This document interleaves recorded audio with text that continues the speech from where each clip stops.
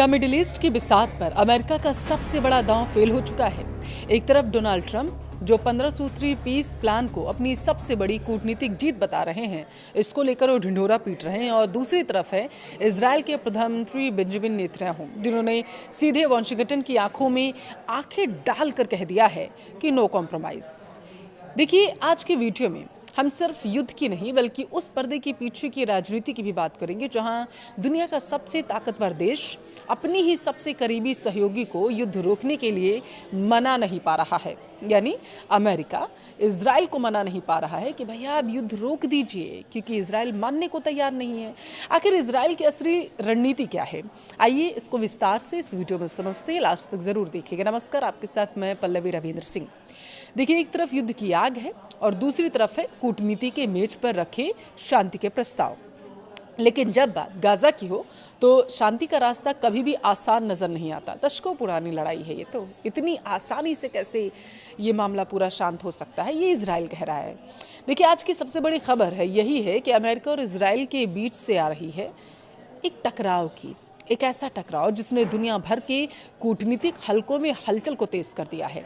Israel के प्रधानमंत्री Benjamin Netanyahu ने अमेरिकी राष्ट्रपति डोनाल्ड ट्रंप के उस गाजा पीस प्लान को सिरे से खारिज कर दिया, जिसे युद्ध खत्म करने की एक बड़ी उम्मीद माना जा रहा था।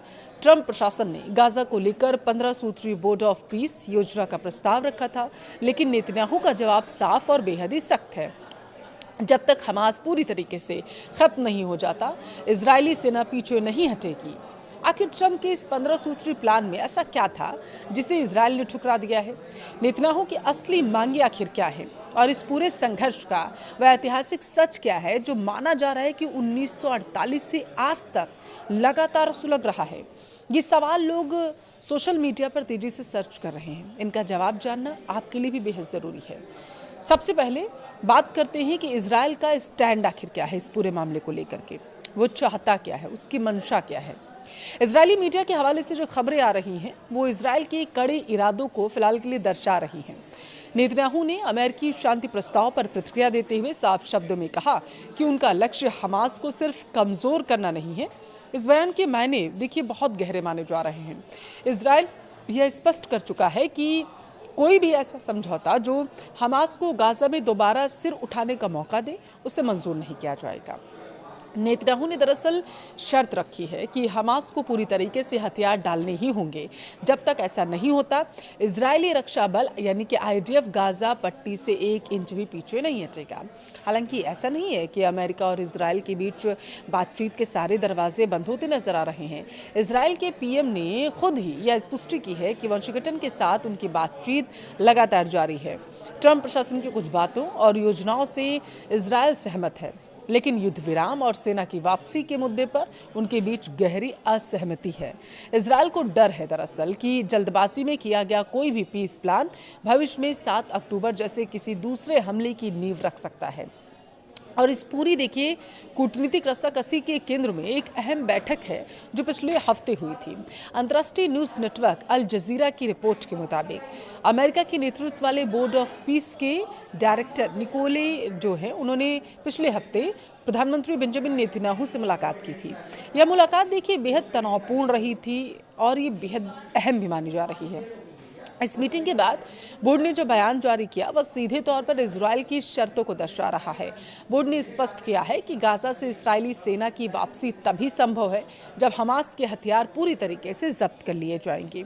यानी डीमिलिटराइजेशन ना के बिना शांति की कोई गारंटी नहीं हो सकती है।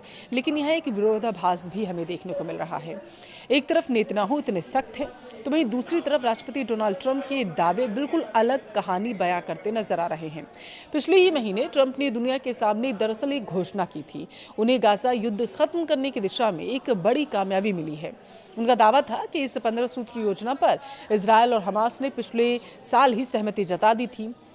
ट्रंप का कहना था कि इस योजना की शुरुआत एक सीज फायर यानी युद्ध विराम से होनी थी। उन्होंने तो यहाँ तक दावा किया था कि हमास हथियार डालने पर सहमत हो गया था, लेकिन ज़मीनी हकीकत कुछ और ही बयां कर रही है। पिछले साल ही अक्टूबर में बातचीत होने के बावजूद युद्ध विराम स्थायी नहीं हो सका था, अगर आपको याद हो तो, और इसराइल लगातार गाजा पर हमले करता रहा ताकि हमास के इंफ्रास्ट्रक्चर को तबाह किया जा सके। ट्रंप का शांति का दावा और नेतन्याहू का युद्ध जारी रखने का फैसला, दोनों के बीच का यह खाई इस विवाद को और ज्यादा उलझाती नजर आ रही है। क्या समझने के लिए कि यह पीस प्लान क्यों फेल हो रहा है, हमें सिर्फ नेताओं के बयानों को नहीं बल्कि इतिहास के पन्नों को भी पलट कर देखना होगा। देखिए, यह युद्ध 7 अक्टूबर 2023 को शुरू हुआ था, अगर आपको याद हो, जब हमास ने इजराइल पर अचानक से हमला करना शुरू कर दिया था।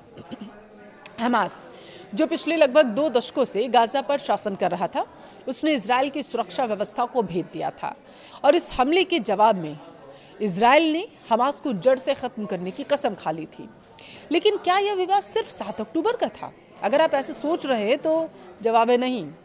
इजराइल और गाजा, या फिर जिसे फिलिस्तीन भी लोग कहते हैं, देखिए, बीच एक विवाद दशकों पुराना है।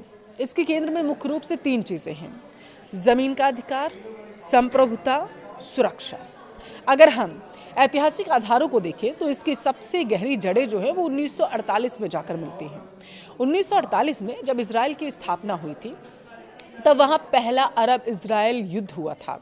इस दौरान बड़े पैमाने पर विस्थापन हुआ और ऐतिहासिक आंकड़ों को अगर हम देखें तो उस समय लगभग 7 लाख फिलिस्तीनियों को अपने घर छोड़ने पड़े थे, ये दावा किया जाता है। इसे फिलिस्तीनी इतिहास में नकबा या महाविनाश कहा जाता है। इन 7 लाख विस्थापित लोगों में से एक बहुत ही बड़ी आबादी रिफ्यूजीज की थी। उस छोटे से इलाके में बस गए जिसे आज हम गाजा पट्टी कहते हैं। आज गाजा में रहने वाले लाखों लोग उन्हीं शरणार्थियों की पीढ़ियां हैं और यही वजह है कि जमीन पर हक का यह मसला भावनाओं, अस्तित्व और इतिहास से जुड़ा हुआ माना जाता है। हमास इसी ऐतिहासिक संघर्ष का हवाला देकर अपनी हिंसक गतिविधियों को सही ठहराने की कोशिश करता है, जबकि इजराइल अपने नागरिकों की सुरक्षा और राष्ट्र के रूप में अपने अस्तित्व के लिए उस टाइम से ही लड़ाई लड़ रहा है, 1948 के टाइम से ही।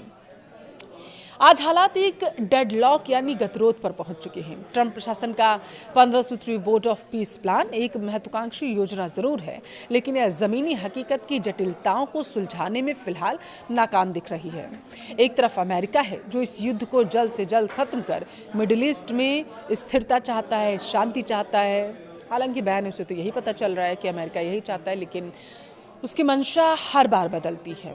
अमेरिका हर बार बयान देता है और हर बार अपने बयान से पलट जाता है। खास करके डोनाल्ड ट्रंप, वो बयान सुबह कुछ और देते हैं, शाम को कुछ और देते हैं। अब उन्होंने स्थिरता की बात की है, इसे अपनी कूटनीतिक जीत के तौर पर भी वो पेश करना चाहते हैं। तो वही दूसरी तरफ इजराइल है। इजराइल और बेंजामिन नेतन्याहू, जिनके लिए यह आर पार की लड़ाई बन चुकी है। इजराइल का सपोर्ट भले ही अमेरिका कर रहा है, लेकिन इजराइल भी झुकना नहीं चाहता, क्योंकि किसी देश के सामने झुकना इसका मतलब ये हुआ कि आप अपनी हार मान रहे हैं। भले ही शांति की बात हो रही हो, लेकिन देखिए, अंतर्राष्ट्रीय पटल पर जब 2 देशों के बीच में युद्ध हो रहा होता है तो तस्वीर तो यही निकल के आती है, क्योंकि ये मसला कोई आज का नहीं, 2 साल का नहीं, ये सालों से, दशकों पुरानी ये लड़ाई है। नेतन्याहू यह संदेश देखिए दे चुके हैं कि दिखावटी शांति उनके देश को बिल्कुल मंजूर नहीं है, जब तक हमास के पास एक भी हथियार है, और इसीलिए वो चाहते हैं कि एक भी हथियार ना रहे। इजराइल खुद को सुरक्षित नहीं मानता। अब सवाल उठता है कि क्या ट्रंप प्रशासन इजराइल की चिंताओं को दूर कर पाएगा, अपने पीस प्लान में कोई बदलाव कर पाएगा? क्या हमास सच में हथियार डालने के लिए कभी भी तैयार होगा, जो अभी तक नहीं हुआ है? या फिर गाजा का यह युद्ध इतिहास के उन पन्नों में दर्ज हो जाएगा जिसका कोई अंत ही नहीं है? फिलहाल गाजा के आसमान में धुआं है, बातचीत की मेज पर तनाव है, कूटनीति की मेज पर 2 मजबूत नेता आमने सामने हैं। तो नतीजा देखिए अक्सर 0 ही होता है जब 2 देश आमने सामने आते हैं कूटनीति की मेज पर। नेतन्याहू ने साफ कर दिया है कि उन्हें ट्रंप का दिखावटी शांति प्रस्ताव मंजूर नहीं, लेकिन बड़ा सवाल अब यहाँ पर यह है कि क्या अमेरिका इस झटके को खामोशी से बर्दाश्त करेगा या फिर इजराइल पर कोई नया दबाव अमेरिका बनाने की कोशिश करेगा? मिडिल ईस्ट की या भू राजनीति किस करवट बैठेगी, यह देखना अपने आप में बेहद दिलचस्प होगा। इंटरनेशनल पॉलिटिक्स के शतरंज में आपका क्या सोचना है? ट्रंप सही है या फिर नेतन्याहू? कमेंट में अपनी राय जरूर दें।